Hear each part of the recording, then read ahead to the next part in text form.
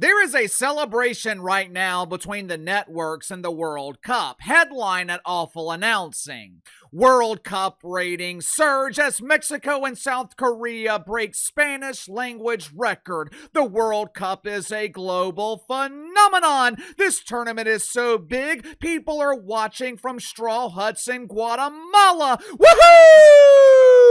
Yes, yes, yes.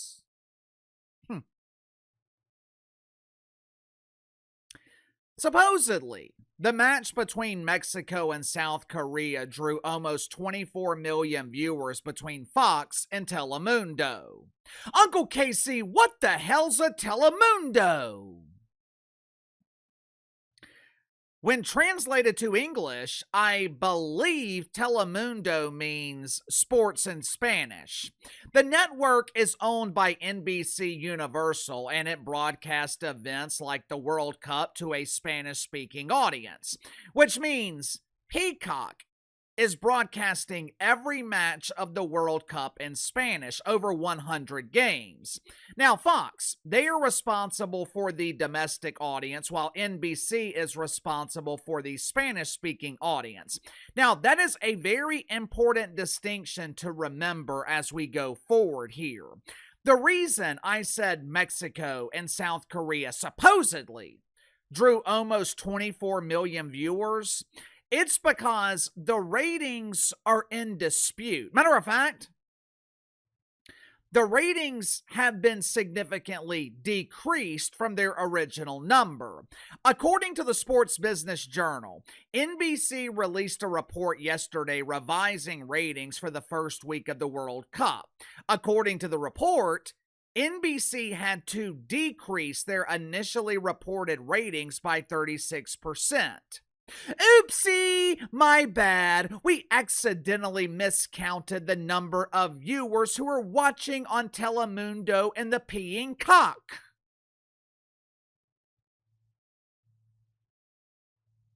What? I could understand an error that over-reported ratings by 5%, maybe even 10%, but you mean to tell me NBC overestimated the size of their audience for the entire first week of the World Cup by 36%? That's nearly half the damn audience. It's no different than the crooks at the used car lot listing a barely used 4Runner on their website for $30,000. Then, once you get there, oh shucks, we just sold that car. However, we do have another 4Runner on the lot just like it for $50,000.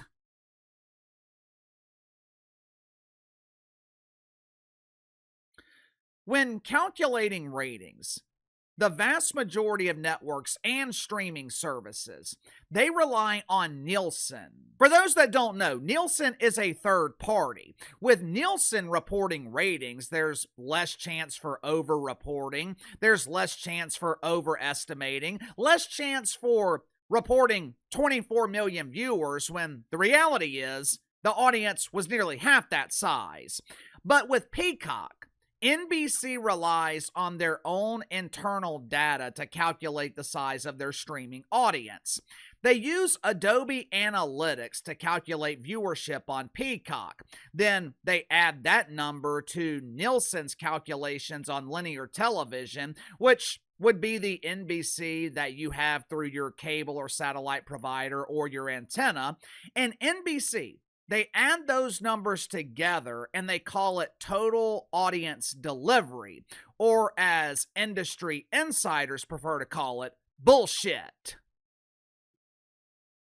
According to NBC, the game between Mexico and South Korea that drew almost 24 million viewers between Fox, Peacock, and Telemundo, 14 million of those viewers were watching on Peacock and Telemundo, and half of those 14 million were watching exclusively on Peacock. You mean to tell me 7 million people in Mexico are paying monthly for Peacock? Mexico, where the average worker is making $1,000 a month. You mean to tell me 7 million Mexicans are paying $10, $20 a month for Peacock? Most industry insiders believe that dog won't hunt. Uncle Casey, who cares? The World Cup's been great. Who cares if the ratings are being misreported? Who cares if World Cup ratings are faker than the basketball and the WNBA dump? I'll tell you who cares. Advertisers. I know everyone hates ads. A lot of you guys support my sponsors here on the channel, and I definitely appreciate it. I know the sponsors appreciate it, but most people just don't like ads. But ads are what keep things free. Hell, corporate sponsors, commercials, they kept sports free for decades until the leagues became overly greedy. The average cost of a World Cup commercial, somewhere between $300,000 and $700,000 depending on the matchup. Now, if the United States makes a deep run, the average commercial, it could sell for $2 million. Now, just to give you a comparison, the NFL, they were charging $8 million for commercials during the Super Bowl this year. In order for FIFA and the networks to charge exorbitant prices for commercials during the World Cup, they have to have access to reliable data. They have to have reliable ratings. What they can't have is NBC misreporting ratings for an entire week of the World Cup by 36%. According to the Sports Business Journal, this was an honest miscalculation by NBC. And look, I believe them. I don't think NBC was intentionally trying to screw over their advertisers, but this is why every other network relies on Nielsen. This is why every other network and streaming service relies on the experts to calculate their ratings.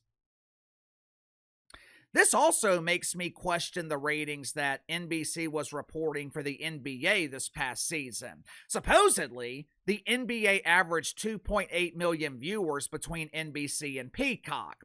That's double what the NBA was averaging on TNT last season. Now, some of that can be attributed to the fact that NBC is available in way more homes than TNT, but are the numbers real? Does NBC calculate ratings for Peacock the same way as Nielsen? Fortunately for FIFA, whether these ratings are real or not, it has no impact on the momentum that is building for the World Cup here in America.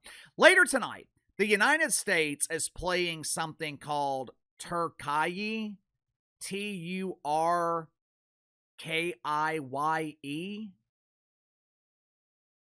Based on their flag, which resembles the Islamic symbol seen on damn near every other flag in the Middle East, I'm assuming our opponent tonight is Turkey. What I do know is the woke media, they will continue to use the World Cup in a desperate attempt to divide the country. You know what's strange?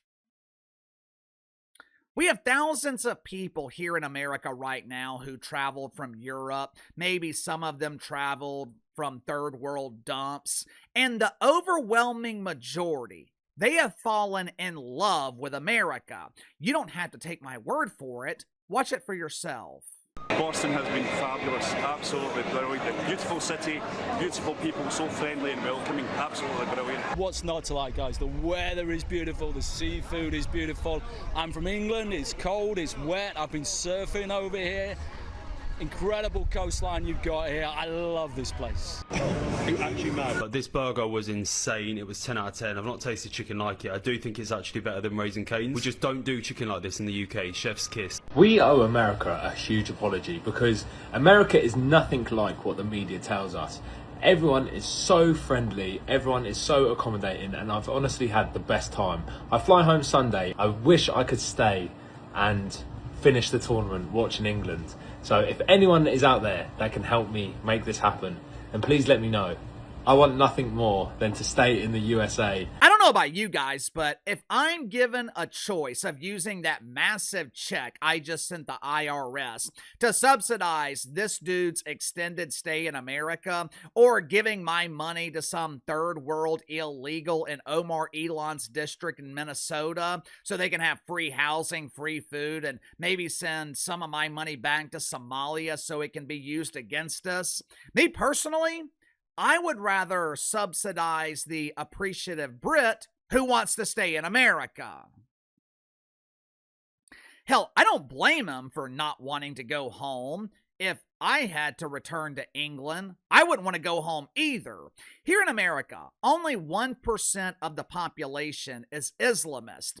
Over in London, it's over 15%, and it's significantly higher in other areas in Great Britain.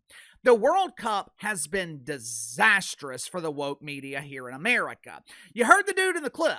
The world has been lied to. Here in America, we know our media is full of shit. We know CNN is a polished turd. We know MSNBC is a steaming turd. But they don't know that in other countries.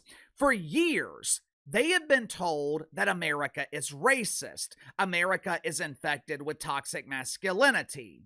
Don't travel below the Mason-Dixon line. Those ignorant Southerners, they still believe in the slavery. Then they get over here and realize that we have it made here in America. We're over here complaining about $3 gas. Over in Europe, they're paying $7, $8 a gallon because their doofus leaders think that the earth is on the verge of spontaneous combustion. Outside of New York City and maybe some neighborhoods in the Somalian Republic of Minneapolis, we're not awakened every morning by the Islamic call to prayer. But since doofus Democrats are so hell-bent on immigration, Uncle KC's got a great idea. There seem to be a lot of people over in England, Scotland, Ireland, France, Spain. There seem to be a lot of good people in European countries looking for a way to get the hell out of there. I feel bad for some of the people over in Europe. Earlier this week, I was reading a European article that was written back in 2005. Now, 21 years ago, they were warning Great Britain and other European countries about the Islamic takeover. They were claiming that importing people from Morocco, importing people from the Middle East or other third world countries, not a good idea. Unfortunately, no one listened, and now parts of Europe have been completely transformed. So, since thousands of Europeans are looking to escape, and since the party of the donkey here in America is obsessed with immigration, let's make a compromise. Let's come up with a bipartisan solution. For every British person that we accept into America, we will send England to Somalians.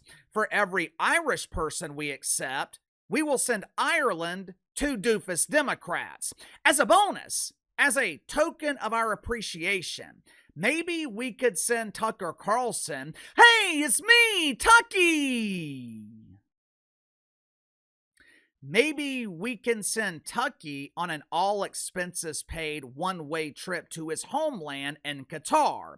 And we could send Doink Uyghur, the Doink from the Young Turks, we could send him back home to Turkey. Sound off in the comments below. I'll see you guys tomorrow.